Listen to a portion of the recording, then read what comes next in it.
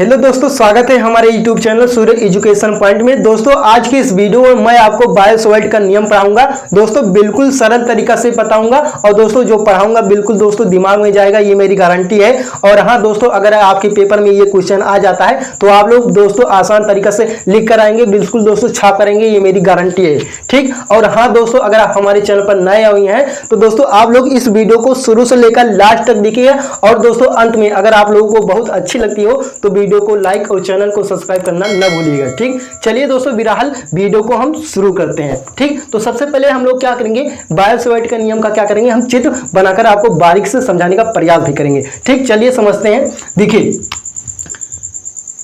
ये क्या है दोस्तों, धारावाही चालक है। ठीक है दोस्तों, क्या है, धारावाही चालक है। इसका नाम हम ए रख दीजिए और इसका नाम क्या रख दीजिए, बी रख दीजिए। यानी मेरे दोस्तों ये क्या है, धारावाही चालक है। और धारावाही चालक के दो सिरे होते हैं, एक अगला होता है एक पिछला होता है। तो पहले वाले को नाम हम ए रख दिया और दूसरे वाले का नाम सिरा का क्या नाम रख दिया, बी रख दिया। ठीक। तो दोस्तों जो ये धारावाही चालक है इसमें क्या होता है, एक धारा प्रवाहित होती है। ठीक। यहाँ पर धारा प्रवाहित कर दीजिए आप। ठीक। यानी मेरे दोस्तों आप धारावाही चालक का मतलब समझ रहे हो, धारावाही चालक का मतलब होता है भैया तार। ठीक। तो दोस्तों तार में क्या होता है, बिजली जाती है कि नहीं जाती, यानी बिजली क्या होता है, वो धारा है। ठीक। वही आप लोगों को मैं आपको अच्छे तरीके से समझाने का प्रयास कर रहा हूँ। ठीक। देखिए दोस्तों जो ये धारावाही जो चालक है इसका क्या होता है, एक छोटा सा टुकड़ा काट लेते हैं। क्या काट लेते हैं दोस्तों, टुकड़ा काट लेते हैं। ठीक। मान लीजिए दोस्तों यहाँ पर इतना टुकड़ा काटा गया। ठीक। अब दोस्तों काटे हुए टुकड़े का, इतना टुकड़े का क्या नाम रखा, डेलियल रख दिया। ठीक। यहाँ पर आप डेलियल लिख सकते हो। ठीक। अब दोस्तों डेलियल का मध्य बिंदु कहां पर बनेगा, यहां पर बनेगा भैया, यहां पर बीचों बीच में बनता है। तो इसका मध्य बिंदु का क्या नाम रख दें, हम ओ रख दें। ठीक। अब दोस्तों मध्य बिंदु ओ से कुछ दूरी पर, ठीक, मान लीजिए दोस्तों यहां पर ठीक, कुछ दूरी पर क्या है, एक बिंदु क्या है, P है। ठीक। और दोस्तों बिंदु O से और बिंदु P की दूरी है जो क्या है, वो है स्मॉल r। ठीक। और दोस्तों यहाँ पर क्या हो रहा है, एक थीटा कोण बना रहा है। ठीक। और दोस्तों जहां पर बिंदु P है यहाँ पर क्या है दोस्तों, एक चुंबकीय क्षेत्र B है। ठीक। यह दोस्तों आपको क्या करना है, यहाँ पर चुंबकीय क्षेत्र B पर क्या करना है, बायोसॉल्ट का नियम का व्यंजक प्राप्त करना है, यानी सूत्र का निगमन करना है। ठीक। ये बात कर रहा हूं मैं। ठीक। देखिए यहां से अगर आपसे कोई पूछ ले कि बायोसॉल्ट का नियम बताइए, बायोसॉल्ट के नियम किसे कहते हैं, तो आप लोग बताइए दीजिएगा उनको कि माना AB एक धारावाही चालक है, इसमें I एम्पीयर की धारा प्रवाहित हो रही है, इसका सूक्ष्म अवयव डेलियल काट लेते हैं, डेलियल के मध्य बिंदु O से थीटा कोण बनाते हुए r मीटर की दूरी पर एक बिंदु P है जिस पर चुंबकीय क्षेत्र B की गणना करनी है, बायोसॉल्ट का नियम कहलाता है। ठीक है दोस्तों, इतना आप लोग समझ गए, आशा करता हूं कि आप लोग समझ गए होंगे। जी हाँ। चलिए देखिए अब इसके बारे में हम क्या पढ़ेंगे, नियम पढ़ेंगे, इसका नियम होता क्या है भैया। ठीक। देखिए दोस्तों इसका नियम पहला होता है, ये B क्या है, ये चुंबकीय क्षेत्र है। ठीक। पहला नियम दोस्तों होता है कि चुंबकीय क्षेत्र B धारा के अनुपाती होता है, यानी दोस्तों आप अर्थात में लिख सकते हो B अनुपाती I। ठीक। ये क्या है दोस्तों, पहला नियम है। ठीक।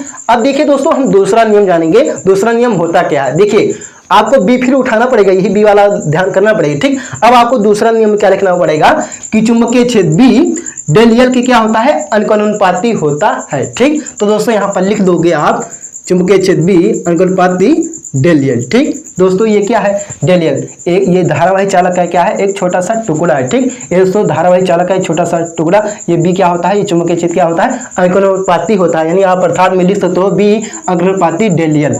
ठीक। इतना समझ गए। अब चलिए हम तीसरे नियम की ओर बढ़ते हैं।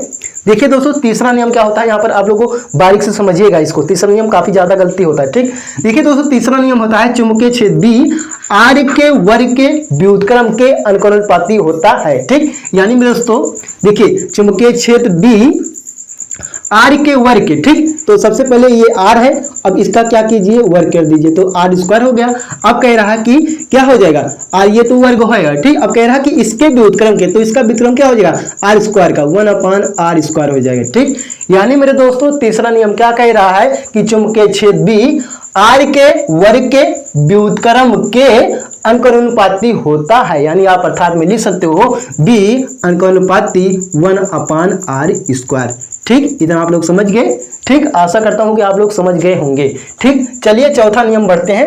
देखिए दोस्तों चौथा नियम हमारा होता है चुंबकीय क्षेत्र B यहाँ पर क्या है थीटा ना, चुंबकीय क्षेत्र भी साइन थीटा के अनुकूलपाती होता है। ठीक है दोस्तों, तो यहाँ पर हम चौथा नियम लिखेंगे, चुंबकीय क्षेत्र भी अनुकूलपाती साइन थीटा की। ठीक, अब देखिए दोस्तों बात आती है कि भैया यहाँ पर साइन थीटा के यानी सॉरी यहाँ पर थीटा के स्थान पर साइन थीटा का प्रयोग क्यों किया गया, यानी दोस्तों थीटा के स्थान पर साइन थीटा का प्रयोग क्यों किया जा रहा है, मैं आपको अच्छे तरीके से समझाने का प्रयास करूंगा। देखिए दोस्तों, जो ये धारावाही जो चालक है क्या है भैया, ये ऊर्ध्वाधर में है। ठीक, इसलिए मेरे दोस्तों थीटा के स्थान पर क्या प्रयोग किया गया है, साइन थीटा का प्रयोग किया गया है। ठीक, अगर मेरे दोस्तों ये जो ये धारावाही चालक है, अगर दोस्तों इधर एसएस में होता यानी क्षैतिज में होता तो हम वहां पर क्या यूज करते, cos थीटा यूज करते। ठीक, तो आप लोग भौतिक विज्ञान में या साइंस में पढ़े होंगे कि जब कोई वस्तु ऊर्ध्वाधर में होती है तो वहां पर थीटा का मान क्या प्रयोग किया जाता है, साइन थीटा। अगर क्षैतिज होती है ठीक, तो वहां पर क्या प्रयोग किया जाता है, cos थीटा। ठीक, तो ये आप लोग ध्यान रखिएगा। ठीक, चलिए ये 4 नियम थे। ठीक, अब आपको चारों नियम के नीचे कुछ लिखना पड़ता है। ठीक, सबसे पहले हम यहाँ पर हम कुछ समझेंगे। देखिए भैया जो यहाँ पर दोस्तों देखिए जो बी है ये क्या है, ये दोस्तों जो ये उपकरण है यानी इसको आप मान लीजिए उपकरण आई डेल यल ये आर है और ये थीटा है क्या है, आप इसको मान लीजिए उपकरण। जैसे आप लोग जानते होंगे ना, जैसे घर में आपका मीटर होगा तो मीटर से क्या होगा, अनेक तार निकले होंगे, वहां से एक बल्ब लगा कनेक्शन गया होगा, वहां से टीवी का कनेक्शन गया होगा, वहां से पंखे का कनेक्शन गया होगा। ठीक उसी प्रकार से मेरे दोस्तों इसको आप बी को मान लीजिए क्या, मीटर मान लीजिए, और इसको मान लीजिए टीवी सीडी वीसीआर, आप इसको कुछ भी मान सकते हो। ठीक, यानी दोस्तों आपको मीटर से कनेक्शन करना पड़ेगा और इन सबके उपकरणों को कनेक्शन देना पड़ेगा। ठीक, तो आप इस प्रकार से ध्यान कर सकते हैं। ठीक, इसलिए मैंने आपको समझाने का प्रयास किया। ठीक, चलिए आप लोग आशा करता हूं कि ये 4 नियम समझ गए होंगे। अब देखिए बात आती है इसके नीचे हम क्या लिखेंगे। यहां पर दोस्तों एक लाइन लिखना पड़ेगा, यहां पर लिखना पड़ेगा सभी नियमों को एक साथ लिखने पर। ठीक है दोस्तों, यानी दोस्तों जो ये 4 नियम है ना, इनको क्या करना पड़ेगा, एक साथ लिखना पड़ेगा। ठीक, कैसे लिखेंगे, बहुत आसान है भैया। देखिए दोस्तों ये बी जो है ये क्या है, सम में है ना, तो यहाँ पर आप केवल बी लिख लीजिए। अब देखिए अनुपाती का जब चिन्ह लगाइए क्या है, चारों नियम में है नहीं है, यहाँ पर अनुपाती का चिन्ह लगा दिए। मेरे दोस्तों जो आई है ये डेलियल है, 1/r² है, यहाँ पर साइन थीटा ये क्या है, समान है विपरीत है। मेरे दोस्तों ये क्या है, अलग अलग है। ठीक, तो इसको क्या करेंगे हम, अलग अलग है तो इसको क्या करेंगे हम, एक को लिखकर फिर गुणा लगाएंगे, फिर एक को लिखकर फिर गुणा लगाएंगे। ठीक, इस प्रकार से यानी दोस्तों आई लिखा है तो यहाँ पर आई लिख दीजिए, फिर बीच में गुणा लगा दिए। दूसरा क्या है, डेलियल है तो यहाँ पर आप डेलियल लिख दीजिए, फिर गुणा लगा दीजिए। यहाँ पर 1/r² लिखा हुआ तो 1/r² लिख दीजिए, फिर गुणा लगा दीजिए। यहाँ पर क्या है, साइन थीटा लिखा है तो यहाँ पर साइन थीटा आप लिख लीजिए। ठीक, इतना समझ गए। अब देखिए यहाँ पर क्या होगा, बी लिखा है, बी लिख दीजिए, अनुपाती का चिन्ह लगा है, लगा दीजिए।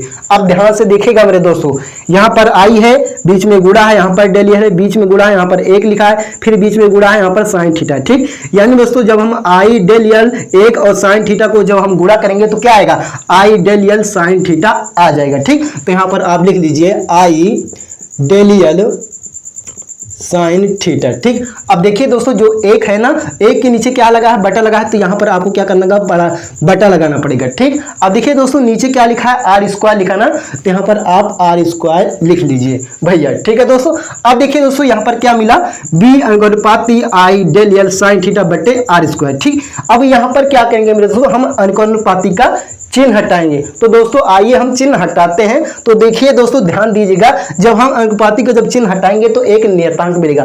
क्या मिलेगा, आइए मैं आप लोगों को अच्छे तरीके से समझाता हूं। देखिए दोस्तों जब अनुपाती का जब चिन्ह हटाएंगे तो बी लिख देंगे, फिर बराबर लगा देंगे, फिर यहाँ पर नियतांक लिखेंगे। ठीक, तो यहाँ पर नियतांक हो जाएगा मेरे दोस्तों μ0/4π हो जाएगा। यानी दोस्तों जब ये अनुपाती का जब चिन्ह हटाया गया तो क्या मिला, एक नियतांक μ0/4π मिला। ठीक, और दोस्तों इसको हम क्या करेंगे, इसको हम यहाँ पर गुणा लगा देंगे, और दोस्तों जो लिखा है ना इसको हम आगे लिख देंगे, आई डेलियल साइन थीटा बट्टे r² हम लिख देंगे। ठीक है, तो दोस्तों ये क्या है, बायो सेवर्ट का क्या है, ये नियम है भैया। ठीक, अब दोस्तों इसके नीचे थोड़ा सा अगर लिखेंगे तो एग्जामिनर समझेगा कि इस बंदे को काफी ज्यादा नॉलेज है, तो इसलिए इसको फुल नंबर दिया जाए। ठीक, यहाँ पर इसके नीचे आपको लिखना पड़ेगा कि जहां लिखना पड़ेगा जहां μ0 एक नियतांक है। क्या है दोस्तों, नियतांक है, प्रयोगों द्वारा इसका मान द्वारा इसका मान 4 पाई गुणे 10 के घात -7 न्यूटन